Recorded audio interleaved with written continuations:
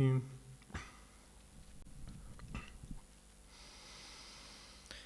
الله الرحمن الرحيم.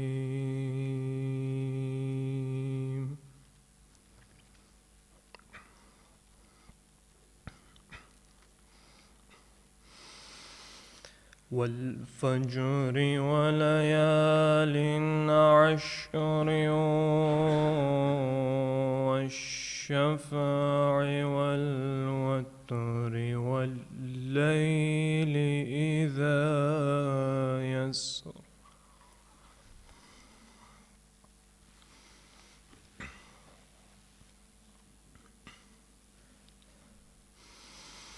هل في ذلك قسم لذي حجر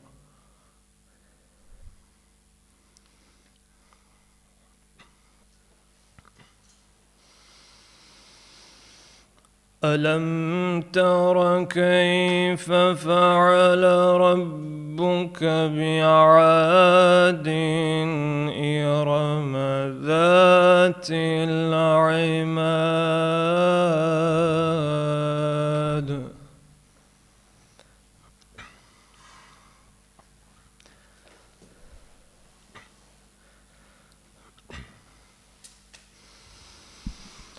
التي لم يخلق مثلها في البلاد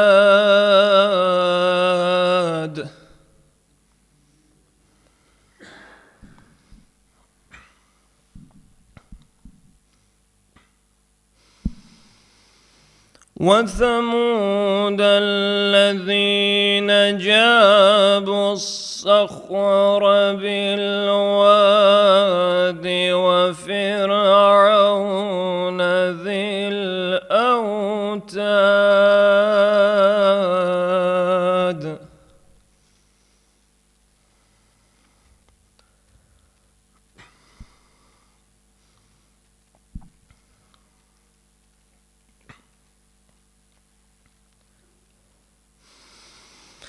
الذين طغوا في البلاد فأكثروا فيها الفساد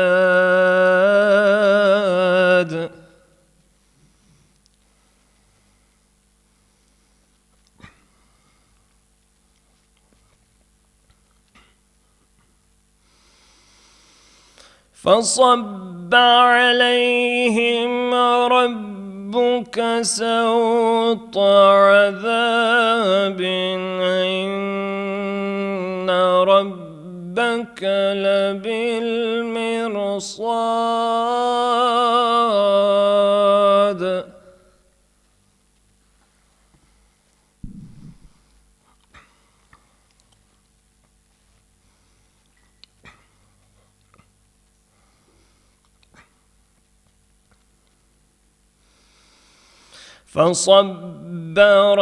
فصب عليهم ربك سوط عذاب إن ربك لبالمرصاد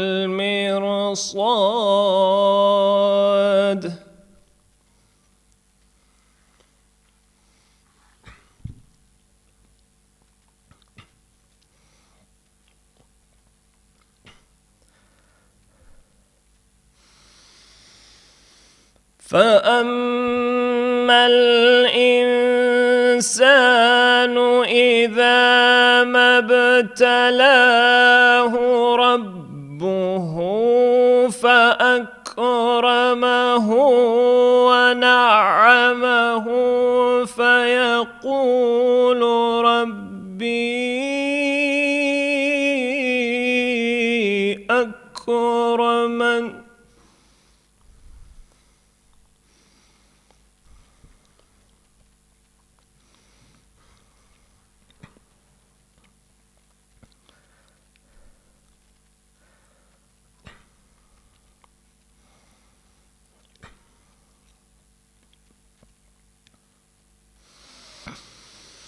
وأما إذا ما ابتلاه فقدر عليه رزقه فيقول ربي أهانن كلا بل لا تكرمون اليتيم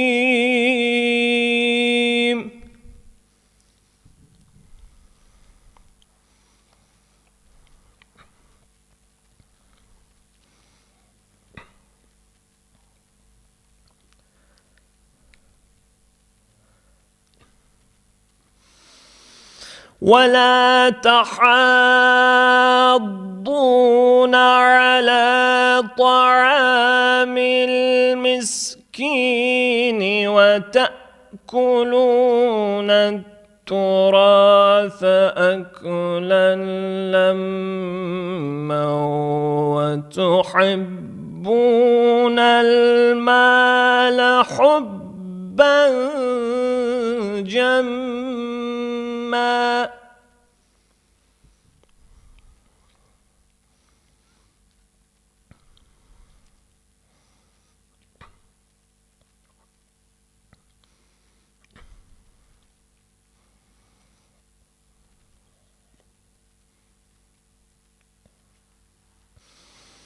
كلا إذا دكت الأرض دكا دكا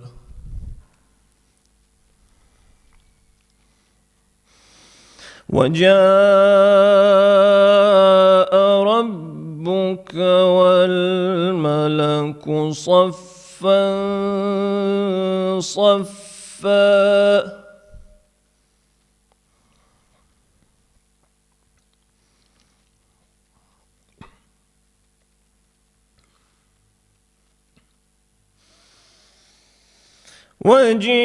وجيء يومئذ بجهنم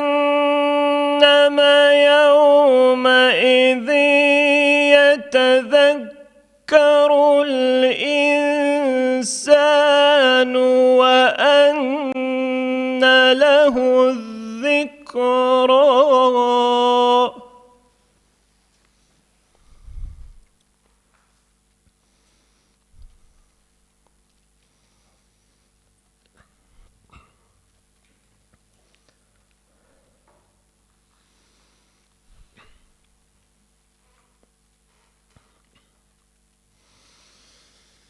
يقول يا ليتني قدمت لحياتي فيومئذ لا يعذب عذابه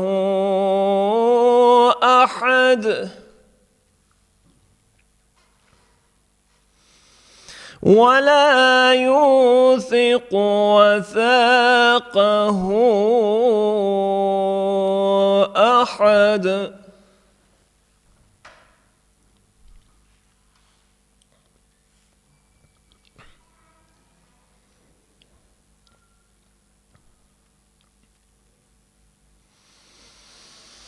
يا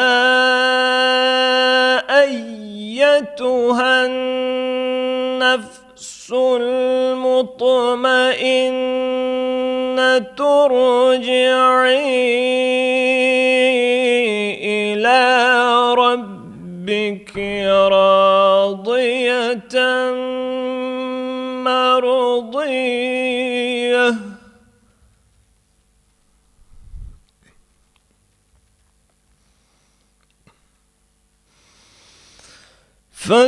فادخلي في عبادي وادخلي جنتي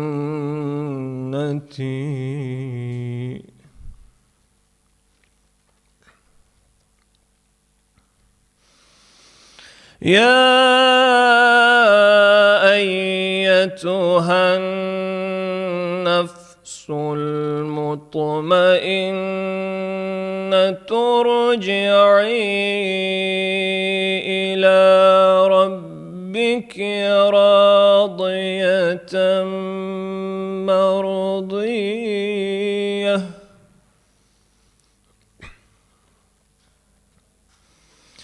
فادخلي في عبادي وادخلي جنتي.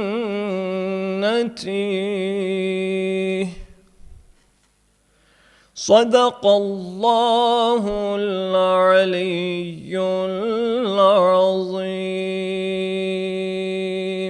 صلوا على محمد وآل محمد.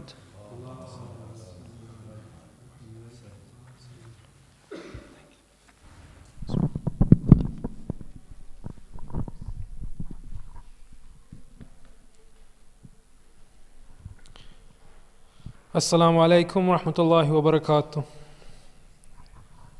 Thank you for your attendance today here at Al-Mahdi Institute, and thank you for those who have attended online. We've been having these lectures for a number of nights. Today is night 7 and lecture 7. If you've missed any of the lectures, they are available online, and you can ask questions through the same website as well. So that's www.shaykharif.com/live for today's stream if you're not already on there. And the lectures are available on there, and you can ask your questions through there. Today, the topic, the title of this lecture, which is night 7, is "What religion will the Mahdi bring?" We're grateful to have Shaykh Arif. Can we welcome him with a loud salawat?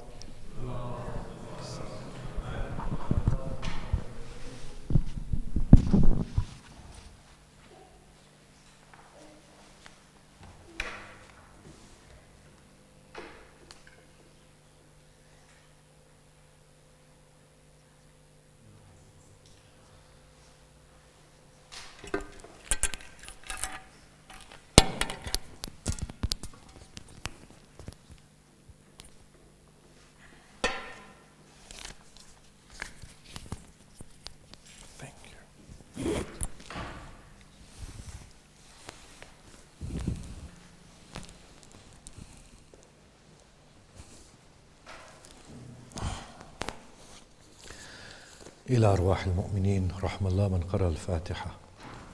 بسم الله الرحمن الرحيم. الحمد لله رب العالمين الرحمن الرحيم مالك يوم الدين إياك نعبد وإياك نستعين اهدنا الصراط المستقيم صراط الذين أنعمت عليهم غير المغضوب عليهم ولا الضالين. أعوذ بالله من الشيطان الرجيم. بسم الله الرحمن الرحيم. الحمد لله رب العالمين الذي هدانا لهذا وما كنا لنهتدي لولا أن هدانا الله، والصلاة والسلام على أشرف الأنبياء والمرسلين شفيع ذنوبنا وطبيب نفوسنا وحبيب قلوبنا أبي القاسم محمد وآله الطيبين الطاهرين المعصومين المظلومين وأصحابه المنتجبين ومن تبعهم بإحسان إلى قيام يوم الدين، ولعنة الله الدائمة على أعدائهم أجمعين. بسم الله الرحمن الرحيم. رب اشرح لي صدري ويسر لي أمري واحلل عقدة من لساني يفقه قولي. أما بعد، السلام عليكم جميعا ورحمة الله وبركاته. أعظم الله أجورنا وأجوركم بمسابنا بأبي عبد الله الحسين عليه الصلاة والسلام. So the question comes that there will be an objection to the Mahdi when he comes. And one of the criticisms of Al-Mahdi will be that he has brought an alien faith and an alien religion, or a new religion. There will be an accusation against him that the religion that you bring is contrary and inconsistent with the religion of your grandfather. Now, this is a very interesting thing. If we say that he's going to bring a religion that is not the religion of Prophet Muhammad sallallahu alaihi wasallam, then that is a legitimate and a very valid criticism. The ulama who will put this criticism to Al-Mahdi will be absolutely right in making this comment. But what is more interesting is, well, what religion will Mahdi bring? How is it conceivable that the Mahdi can be charged with bringing a religion that is inconsistent and different to the religion of his grandfather, the Prophet Muhammad? For we have this text that the Prophet Muhammad starts this glorious trend of Islam, and it culminates, we have this belief, in the being of Al-Mahdi, who leads a glorious state of a human community, which is a godly state. How can he bring a religion that is inconsistent with that of his grandfather? Now here we have obviously two takes. One is that the religion will have changed so much, and I want to be very fair in the way we take this particular, treat this particular subject. One is that the people will have distorted the faith to such an extent that it will not resemble the faith of Islam. You can imagine this, can't you? That the Salah will not be there, Zakat will not be there, Hajj will not be there, Saum will not be there, Khums will not be there. And Mahdi will come and bring back all of these things. Now if Mahdi brings back Salat and Zakat and Khums and Siyam, then can anybody say you have changed the faith from the one your grandfather brought? Or should the people be saying you have reverted the faith to the principles that your grandfather brought? Can you see that? That particular analysis doesn't seem to be accurate. I'll state this again. Some people say that people will have forgotten the prayer, the fast. Yes? They will say, shorten the fast, let's say. Thank God you're here and awake. Salawat. Thank you.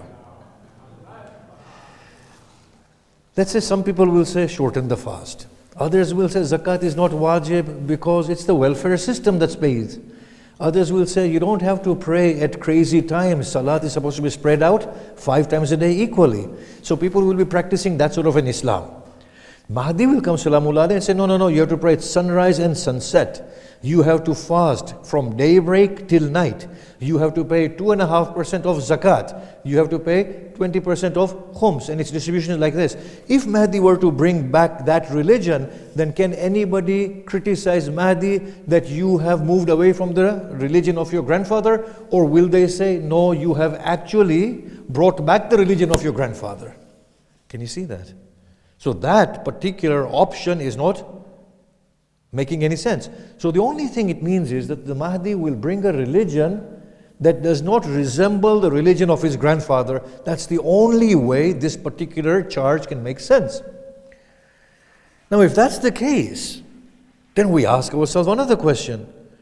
Well, how can a religion change, and what is a religion?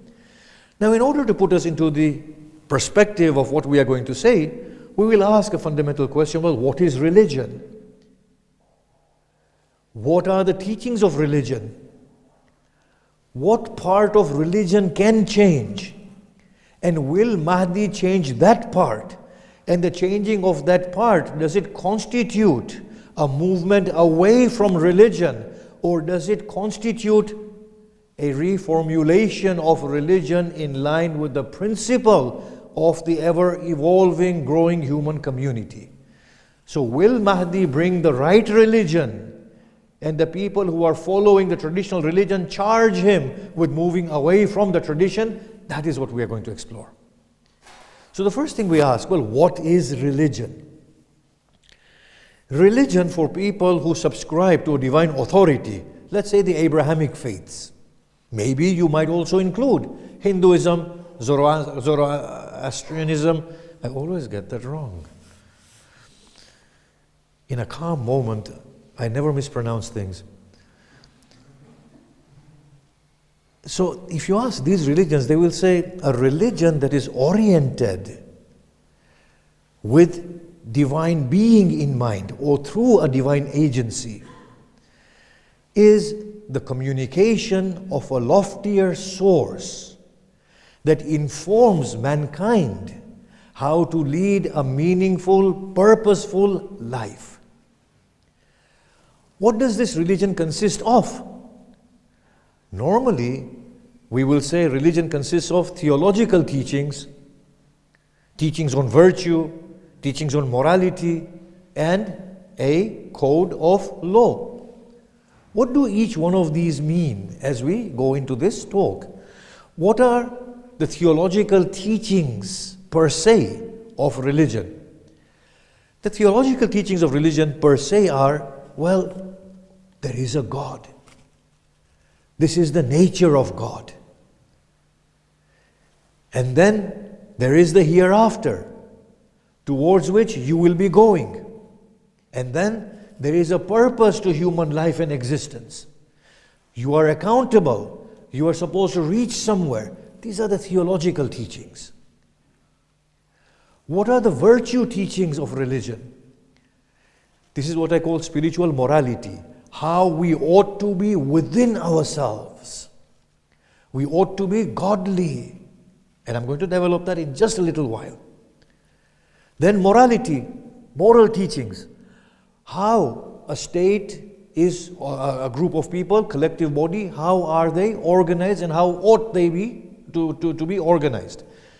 What ought to be the right action in the collective context? These are moral teachings. And finally, you have the law system that shows you how to attain the moral and virtuous understandings of religion. So theology informs us on the nature of God, the nature of human-God relationship, a sense of purpose and where we have to be. Can the Mahdi come and change that? No.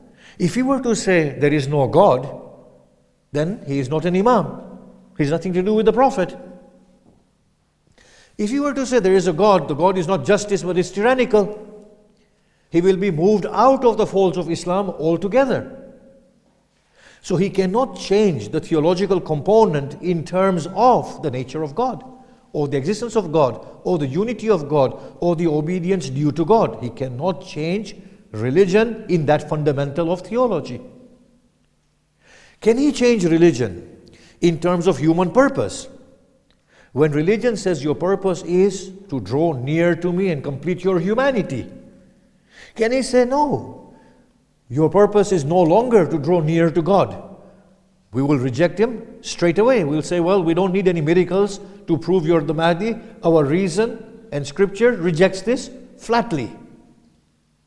If he says there's no qiyamah and no responsibility, again we will reject him outright. So he's not going to touch the theology of Islam or the theological teachings, and then they're embedded within the Quran. Will he come and say the virtues that the Quran talks about and that the Prophet has taught, these virtues now ought to be changed? How? Will he say sin is no longer sin and righteousness is no longer righteousness? Will he say God centricity is no longer a purpose that you have to attain within your own soul? Here we ask, well, what is virtue? What is the meaning of virtue as we advance into this talk? Virtues, in the religious sense, are connected with the human soul and are connected with the human heart and intention. How a person ought to be within his own self, given that they want to reach that one God. Virtue is a state of becoming God-like or becoming enlightened from within constantly. Allah says, Allahu waliyul ladina amanu yukhrijuhum min adh-dhulumati ila an-nur. Allah is the friend of those who believe. He purges them from darkness and brings them into light, a state of enlightenment. And that's why the virtues are attained within religion through a sense of humility, that become humble and worship Allah so that the ego can break and its restrictions can give way to an enlightened state of existence that is wholesome and fulfilling, in which you are growing in the image of God. Because God has breathed into you of His Spirit, and that Spirit requires you to reconnect with God. So virtues within religious language means to become God-centered, to become God-like. Can virtues be changed? The answer is never. How can Mahdi come and say something so absurd as to say, no, the virtues are no longer virtues? Don't be God-centered. Don't become God-like. Don't be humble in front of God. Become egocentric. The Mahdi can never possibly say that. And in addition, if you look at the Quran says the deen is only one. And then when you look at other faith traditions, they will all talk about the same sense of virtue. The Prophet was asked, well, what is virtue? The Prophet said, all those things inside yourself that give you contentment and a state of enlightenment. As opposed to that, an unvirtuous state is that rids you of this contentment, rids you of this enlightened state, no matter how many justifications are given for it. So even when the Sharia law says this is fine, if the inner being is being dimmed of the light of God, that is not virtue according to the statement of the Prophet. Hinduism says that movement away from virtuous state constitutes pap. Pap means sin, darkness of the soul. And virtue is that which enlightens the soul. The Baha'i faith says virtues are spiritual qualities endowed within the soul from God. So virtues can never ever change. What about morality? What is morality? When we study morality within the fold of religion and outside the fold of religion, we see a lot of similarity. In religion, we have duty-based ethics. Do this, don't do this, don't do this. But what is the end there? The end there is to acquire a virtuous state at the individual level and a communal level. That's the religious morality. If you look at the non-religious morality, we find from Kantian ethics that do that which can be equally applied to one and all. So if you say, I want to lie, he will say, well, can everybody lie? And then would the consequence of that be good? The answer is no. But on the other hand, if you say, well, I want to say the truth, can that be universalized? The answer is yes. It will lead to a good society. So that constitutes a moral.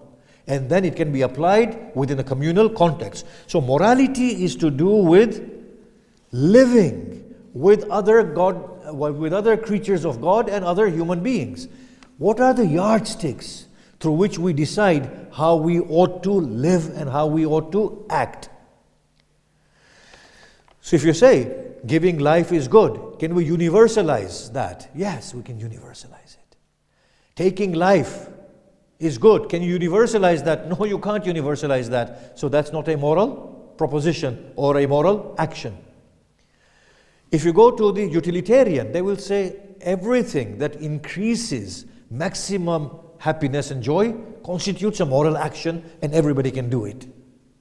Or anything that minimizes the overall suffering. When we analyze these moral systems are those things, are those reasoning of the mind that tell us how we ought to be. And that informs our actions at a communal level so that we can apply it across the board. If you were to look at the whole of this system of morality and analyze it, you will say there is a sense of fair play coming out in all of them. They're all talking about a state of fairness, a state of justice, that it has to be applied equally. It brings about greatest virtuous state. It brings about greatest happiness. It brings about greatest fairness, so on and so forth. It's all to do with a state of balance and equilibrium. We see the Quran saying that uphold justice. Here I wish to ask a question. Is justice something that can be understood in and of its own self and applied equally at all times during the course of human progress and the progress of humanity? Is it possible that something might have been just in the past but unjust today? See, that's a striking question. How can something be unjust today and was just in the past? Think about it. If something was an unjust act, would the Prophet have done it? I'm asking us through our theological convictions. Would the Prophet commit an unjust act? No? Fine. Will God command an unjust act? So then I ask you a question. The Quran does not abolish slavery. It regulates slavery, but it does not abolish slavery. Is slavery unjust or just today? Is it unjust or not? It is unjust. Why did the Quran not abolish it? Why did the Sahaba have slaves? So we are seeing something else coming through here. What about beating women? Is that just or unjust? I shouldn't have asked this one, should I? It is unjust, right? But the Quran has a verse about, well then, if they're not obedient, then beat them. I'm not concerned with how people want to interpret that in order to be right by today's standard. I'm saying, apparently the Quran says, beat them, right? It's unjust today. Why did the Quran say it? Why did the Prophet not question that verse? 2 shares for a man and 1 share for a woman of inheritance. In today's world, where people are earning equally and contributing equally to the household, is that distribution of inheritance just or unjust? It's unjust. Then why does the Quran have it? Why was it ordained by God? Why did the Prophet practice it? Can you charge God with being unjust? How can that be? Inna Allah ya'muru bil adli wal ihsan. Allah commands you to be just and be good in addition to being just. Does he not say that? On the one hand he says be just. On the other hand he says something that is unjust. But I'll ask you another question. Was 2 shares of inheritance for a man and 1 share of inheritance for a woman deemed unjust when it was revealed? If it was deemed unjust, then everybody would have said, Ya Rasulullah, on the one hand, Allah commands us to do justice. On the other hand, He gives unjust rulings. Nobody charged the Prophet with injustice, did they? If the notion of slavery was an injustice, then the Sahaba would have said, Ya Rasulullah, this is unjust. So you are seeing a very different picture to the naive one that we have in our mind. That saying, do justice, and understanding what is justice are 2 different things. We have to admit, therefore, that the notion of justice is changing from time to time, era to era, location to location. I ask a question, how is that possible? How does the notion of justice change? The Quran has never stipulated what is justice. The Quran has always said, act justly, fairly. It has never said what is the definition of justice and what is the definition of fairness in the affirmative. It has only defined justice in a negational fashion. How? Inna Allah laysa bi dhallamin lil abid. Allah is not oppressive to His creatures. So what is justice? We don't know what is justice. All we know is that we cannot behave unjustly. So we understand what is injustice, but we don't understand what is justice. Isn't that odd? Why? Because human beings are creatures who are within an evolutionary system and a scheme. In an evolutionary scheme, things never stay the same, they are always changing. What is just behavior towards a 2-year-old child is not just behavior to an adolescent. What is just behavior to a teenager is not just behavior to a grown up. To a 2-year-old child, we can reprimand them and shout at them. That is justice. It is not injustice. If the 2-year-old child is swiftly running towards a naked fire, we will shout at them, won't we? And then after that, we will shout at them and give them a good telling off. Because that's the only way that child will retain the information that that thing is dangerous. Can you see that? That is just an ihsan. But a teenager, when they start smoking, God forbid, it is absolutely haram by rational standards and by Sharia standards. Make no mistake of it. And I might change my view in a little while. Not really. Not a salawat.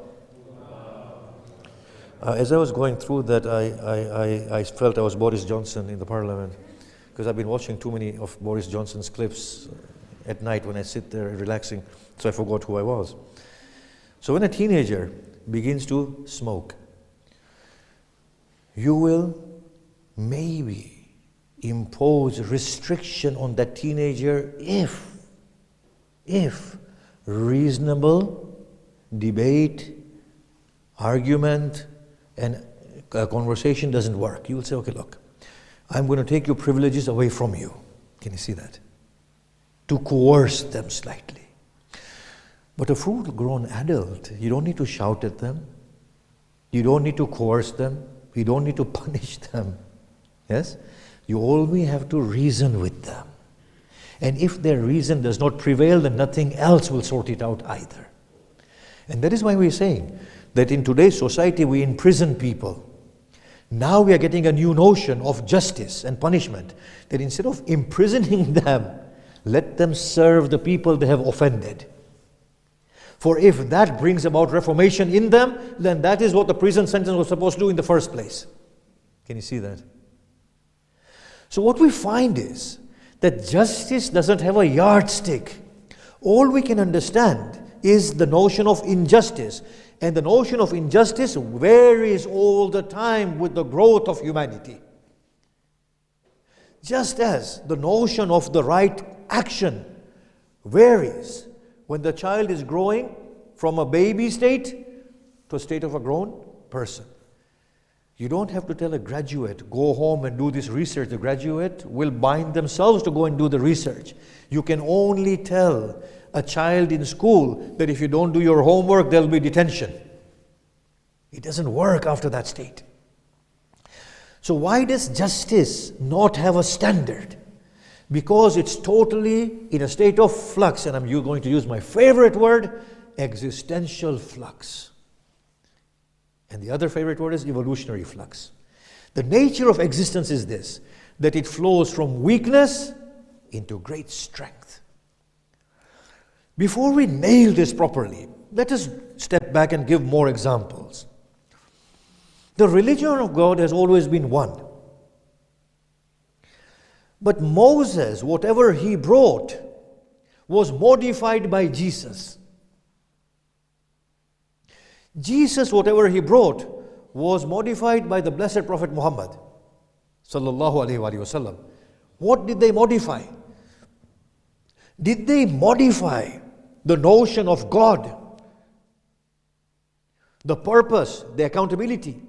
Did they modify the acquisition of the acquisition of a virtuous state through godliness and surrender to God and in His worship? Of course not. What did they modify? They modified only one thing: how a society ought to behave in accordance with the principle of justice and fairness, so that the collective body may grow in virtue. That's the only thing they modified. Why did they modify this? Because the human community was always evolving. Look at the phenomenal leaps Islam, the formal Islam, made. It fully abolished stoning to death. That was there in the formal scriptures. It got rid of human sacrifices. You can find traces of that within the Arabian practice and maybe within some scripts of Christianity and Judaism.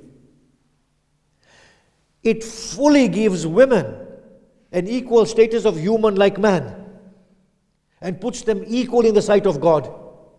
As opposed to invisibility of women that we have. You have these depictions of Mother Mary. She is totally draped from head to toe. This invisibility of women, it comes from the Christian culture within the Muslim culture, that they should be given the farthest room in the house.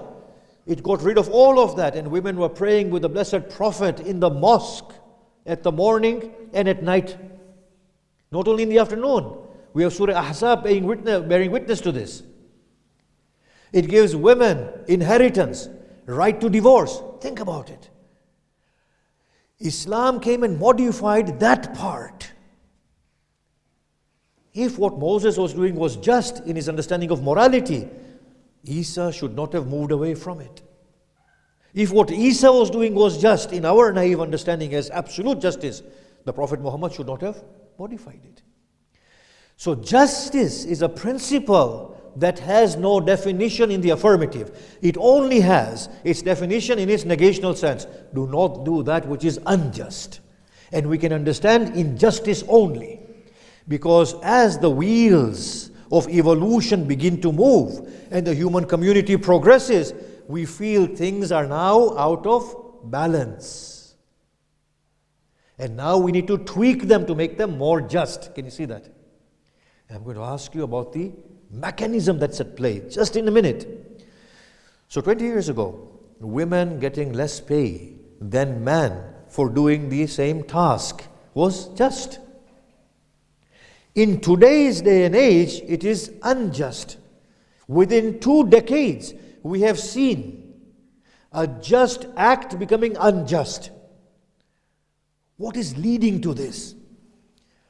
So now I'm asking you, if Mahdi Salamullah Alayhi is supposed to bring about a just society, inevitably he has to change so many things, hasn't he? Think about it.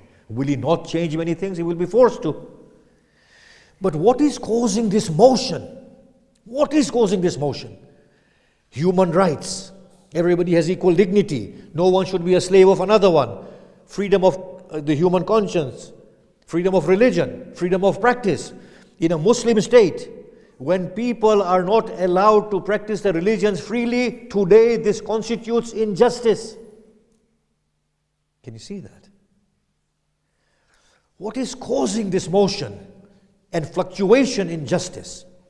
It is not the physical motion that we're witnessing, which is always on the move. Together with the physical motion, there's an internal motion. وَلَقَدْ كَرَّمْنَا بَنِي آدَمَ. We have ennobled the son of Adam, or the children of Adam. This nobility of human being is always on the move. It is refining itself. It's an existential state that we have whether we believe in God or not. We are now noble people, so we talk about human rights. At one point, I know the mosques used to segregate between their own color and people of different color. I know this. I've lived through these eras. Today, it's unheard of. It's appalling. When we go to some countries and we see this segregation, we, the people from the West, we are appalled. We say, how can you do this? How can your morality allow you to do this? How can you Islam teach you this? That you segregate people on the basis of color. This was the pagan Arab mentality. When the Prophet sent Bilal to the roof of the Kaaba and he proved that he's superior to all of you, your Arabic language, your lineages and your colors. And he said there is no superiority by virtue of color or whatnot. Human nobility is the refinement of humanity. And the emergence of humanity as humanity fulfills its journey from weakness into strength. That it wants to rid itself of bias and distinction. So distinction between genders today are unjust. Why? What has happened? Human nobility has ripened. And that is an existential state. Today, we will talk about animal rights. Do animals have right? Philosophers will skew this question up so much that you will end up saying nobody has any more rights now. I will say, animals may or may not have rights. Our nobility will bestow rights upon them. Can you see this? Should animals just be killed in Mina and we walk upon them? I have walked on carcasses in Mina. Yeah? Back in the day. With blood up to my ankles. Human nobility will not allow this anymore. Poultry farming. Can we really raise these little birds in the few weeks of their lives and then just eat them in those constriction? No. Human nobility will not allow this. Can we have slaves? The human nobility will never allow this. The next question is, can we have servants? Human nobility within a few years' time will say absolutely not. You cannot have servants. Have artificially intelligent robots serving you. That'll happen. Then human nobility will ask a question. These artificially intelligent robots who have a sense of their own existence, they have rights too. Whether they can claim them or not, we will give them rights. Can you see that? So human nobility is ripening all the time, and that is the emergence of the real Mahdi. So the moral system is what? How we ought to be, what we ought to do, are general principles. They are never stagnant. They are always refining in terms of the increase in human nobility. They are then translated into a physical law system of rights and wrongs, do's and don'ts. Can you see that? Are we getting that? So in Islam, a man marries and a man divorces was just an immoral act in accordance with its own context. When human nobility ripens, we can no longer say the man can marry and divorce as he wills. It's no longer his right. They are equal partners. They marry equally, they divorce equally. Can you see that? In Islam, when we said one male witness to two female witnesses, that was in accordance with their existential capacities at that time. The women were not accustomed to retaining information. Now, they are as educated as anybody else. They tend not to forget things ever. Although there's still a question whether they retain things accurately or not. But in order to be politically correct, I will say today, one man to one female witness. That is a more just. So what will Mahdi change? Salamullah alayh. Mahdi will not change theology. He will not change virtues. He will not change the connection with God that we have in salah or prayer, whether it's a Jewish prayer, the Christian prayer, Muslim prayer, or anybody's prayer. Because that brings in a state of humility and growth towards God. What will he change? He will change the notion of how we ought to be and act in accordance with a human community that brings the best out of the community in line with its growing sense of nobility. That is what he will change. He will be talking about human rights. He will be changing archaic laws. Think about this. Do you really think that if we were to apply the Sharia law about human interaction, that is a godly thing? If anything, it will be seen as a regressive thing. I bring back that example, before my time finishes, of ISIS. ISIS took slaves. We charge the ISIS with an unjust act. But ISIS go back to the Quran and says the Quran never abolished slavery. Can you see that? And every Muslim legist and theologian is forced to accept that slavery principally should be okay. Mahdi will have the audacity, Salamullah alayhi, will have the audacity and say slavery is no longer, it's abolished, finished. It worked in that time because according to the precept of justice, it was a just act in its own context. Infant marriages will never work, because marriage is about two beings making a conscious decision of coming together in terms of reaching their objective of reaching Allah. Infant marriages are no longer. Men no longer have this superiority over women. Think about the verses that we just distort. Allah has given rights to men or women. بِمَا فَضَّلَ اللَّهُ بَعْضُهُمْ عَلَى بَعْضٍ. In terms of what Allah has given grace to one over another. Fadl, yes? In which Allah has bestowed to one over another. Is that a stagnant verse, an eternal verse? No. This bestowal of Allah is constantly changing. At that point, the man was somebody who earned. A woman was somebody who was a homemaker. Can you see that? So that's the grace, superior grace that man had in that context. Today, our earning is not done through tilling the land anymore. The machinery will do this for us. It is done by our minds. Trade, transaction is done by the mind. People are physicians, dietitians. We are serving humans. The women are serving as much as men are serving. So the fadl of Allah subhanahu wa ta'ala is equal right now.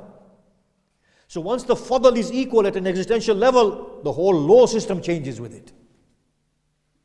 In a futuristic world, God forbid, if we have to fight wars, we will no longer physically be carrying guns and shooting people. Wars are for animals. Humans don't fight. Prisons are for animals. Humans don't need to be caged. Punishment is for animals. Human beings don't need to be punished. Their nobility is so grand. A noble human should not commit a crime. And if a noble human commits a crime, then we are supposed to hide it, because them to step away from their nobility to that level is a sufficient punishment for them. Can you not see this? So this verse, بِمَا فَضَّلَ اللَّهُ بَعْضُهُمْ عَلَى بَعْضٍ, with the grace that Allah has given to some over another, it's always fluctuating in terms with the existential aptitudes. So when we fight in the future, it will be us sitting at a screen and fighting with drones. And a woman might be far better at fighting than man. My daughter used to always beat me in those Crash Bandicoot games. So now she's killed more drones than me, so she will get more mal ghanimat than I will. In which case she is supposed to sustain me. Think about it. The only thing Mahdi will change is a system of what is fair, what is righteous, what brings about the best inside a community so that it can flourish and become God-like. And the best community. Now, this system of morality works within a religious or a secular system. Because whether you believe in God and you say we have to be more virtuous by being just, or if you don't believe in God and the human nobility is increasing nonetheless, and the debate of human rights, both are going to the same place. There is a huge misunderstanding about the community of the Mahdi that we want to clarify, and these talks will continue for the next 2 odd days. But yes, Mahdi will change the religion, because religion has to be changed. The problem is that some people understand the religion to be the fiqh of Islam. Can you see that? The do's and the don'ts. This is how you transact. This is how you marry. This is how you divorce. The system of rights is seen as religion, whereas religion is the beautiful theology, which is the beautiful virtuous system, beautiful moral understanding of justice and righteousness. And then the law system is supposed to be formulation of those moral understandings. But people today understand the physical laws as religion. They don't understand that they are the final product of a whole religious system. And they are the ones that are in flux and changing all the time. And that is what Mahdi will come and change. So I'm going to just recap here, because it will be a good place to continue from tomorrow. That there are certain salient principles in accordance with which the human community is supposed to evolve. One is of being just. But we can never understand what is justice. We can only understand that which is unjust in an evolutionary scheme. 2 is human nobility is always self-realizing itself as we grow from weakness into strength. And therefore, any moral system within Islam has to be one that liberates human souls. As Allah says, La ikraha fid deen. I want to talk about the fallibilist system tomorrow, that it's always wrong until we get it right. We come to the mention of the beautiful souls that accompanied Hussein ibn Ali. We talk about the children of Al-Hassan, Salamullah alayh. Imam Hassan had several children accompanying Imam Hussein on the day of Ashura. All of them tasted death, apart from Hassan al-Muthanna, who was presumed dead and then he lived. But Imam Hassan has two young children. One is barely 10 or 11. Imam Hussein, in his final battle, used to often come back to the tents and call out, La hawla wa la quwwata illa billah. On an occasion when Hussein came back, a child heard Imam Hussein's voice. He emerged from the tent. As he emerged, he saw his uncle being attacked and fallen from his steed. He looked at his uncle and he saw a man raising his sword. He called out, Do you kill my uncle? When Imam Hussein saw him, he cried out, Oh Zainab! Zainab emerged. Zainab ihbisihi! Zainab grabbed the child. He ran. He ran to Hussein, and as the sword descended, it severed the arm of the child. Imam Hussein grabbed him, drew him to his chest. An arrow pierced the young chest, and the child fluttered in the embrace of Hussein. This was Hassan's last child. Imam Hussein said, Like this, O child, shall we be raised in front of with your father and your grandfathers. Imam Hassan had another son, Qasim. After a lot of hesitation, Imam Hussein allowed him to enter into the battlefield.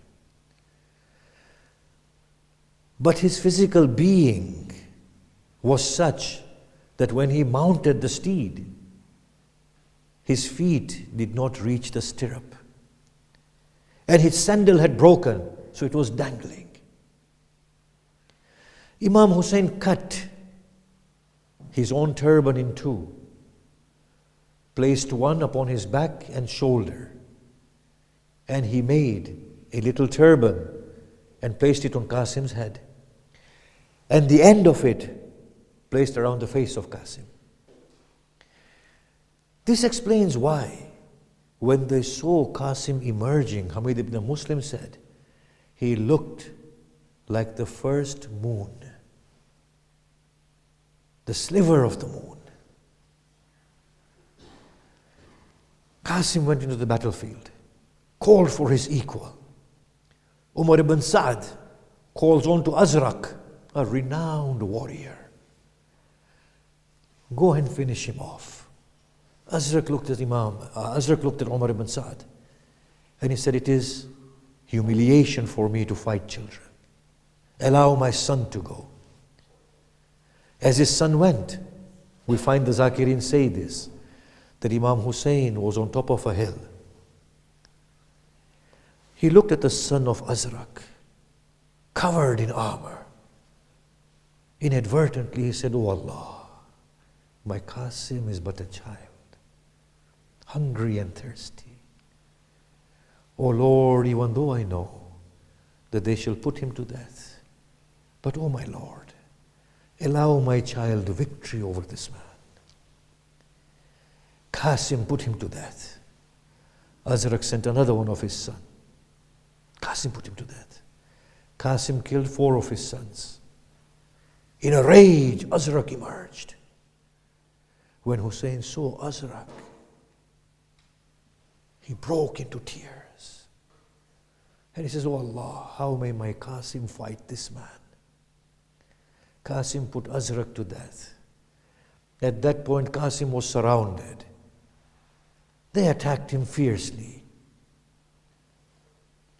They attacked him in such a way as if he was hacked whilst he was on his steed. He fell to the ground.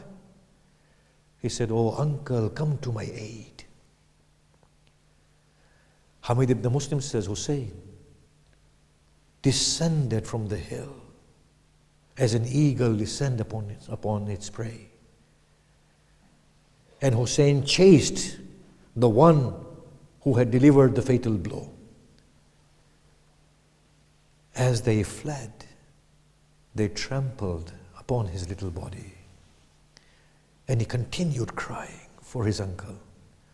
Hamid ibn Muslim says that dust rose from the hooves of the horses to an extent that nothing was visible. I could only hear the cries of Hussein. As the dust settled, I saw Hussein's face on the torn chest of Qasim as he rubbed his heels upon the dust of Karbala, as he was about to part to the eternal world. And Hussein was crying, "Oh child, it is unbearable for your old uncle that you called on to him and he was unable to come to your aid."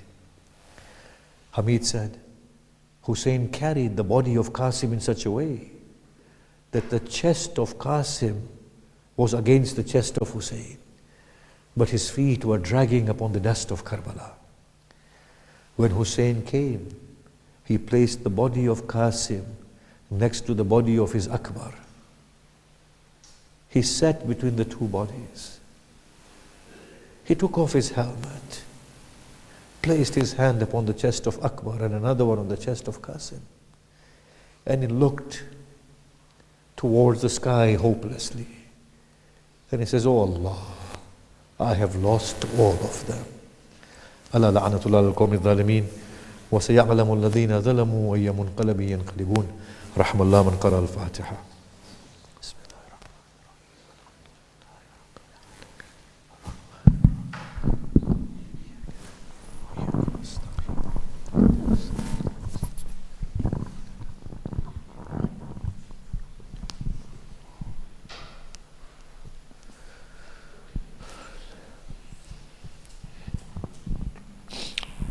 Thank you very much for that lecture, Shaykh. We've got a number of questions. We've had a few from overseas as well, but what I'm intending to do is actually just talk about the ones which are relevant to today's lecture.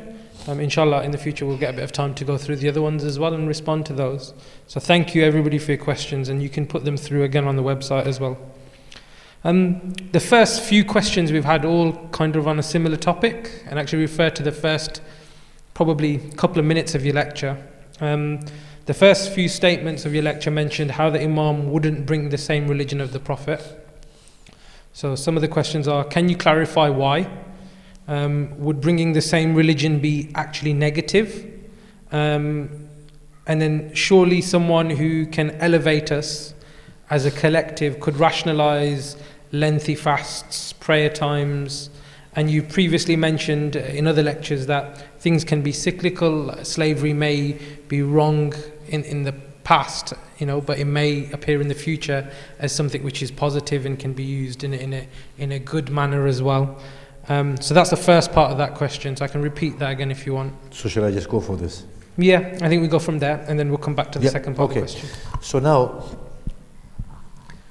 if you look at flogging in the streets, cutting of hands, beating of women, taking of slaves, taking of concubines, treating the people of the book as people who give jizyas, and beating them as you take wealth from them, I will say surely nobody will say that in today's world that is in accordance with virtuous existence or a godly state of being.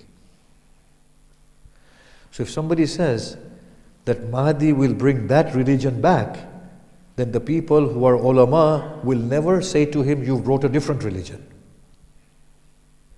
So obviously Mahdi Islamullah has to bring a religion that is different before they can say different. Can it be different in the belief of God? No. Can it be different in terms of the virtuous, be honest, be God-centered, be righteous, be trusting of God? No. Can it be different in terms of being fair and just? No. So how is it different? It is different in how fairness is been understood today. Can you see that? If Mahdi Salamullah alayhi brought back flogging and cutting off the hands, people will say, you brought back the religion of your grandfather. So it only means that Mahdi will change this part of religion. Yeah? And if it is good, then Mahdi should not have changed it, Salamullah alayhi. Because we can't envisage him changing anything else apart from this. Yeah. So this idea of a different religion, I think, is referring to hadith. Was it a hadith? Yeah, which was, yeah. So the questioner asks, it'd probably be worth repeating the hadith again, but the questioner asks, is it not a concern that the hadith can be used to justify a slippery slope of changes in religious practice without limit? The signs of the coming of Mahdi, Salamullah alayhi, it says that the ulama will mount opposition to Mahdi. And then they will wage a war against Mahdi. Yes? And some will say, go away, you are not needed. And others will say, you brought a religion that is not your grandfather's religion. So these are all in the signs of the coming of Mahdi. So I did say that I'm not going to look at the chains of these narrations, but I'm going to look at their rationality. And that's what we've been doing in this series of talks. Sometimes only we've looked at the chains. Majority of the times we've looked at the rationality. So we are saying even now, today, the ulama will shy away from many issues that are there within the religion. The very fact that we are saying ISIS are wrong and shying away from the verses that are there of the Quran and the Hadith shows that we ourselves know intuitively that they were right in their own context, but in this context they are not to be applied in the same way. Can you see that? So the ulama always acquire a quietist approach. Whenever that particular masala wants to be shut out, we stop talking about it.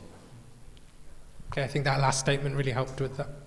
And then another questioner argues that the nobility, which you talked about, shouldn't be used as a referent on the basis that it is subjective. The human nobility of the Prophet allowed slavery, sexualizing women and other things. So how can you use that as a referent, like as human nobility? So nobility is an existential state, yes?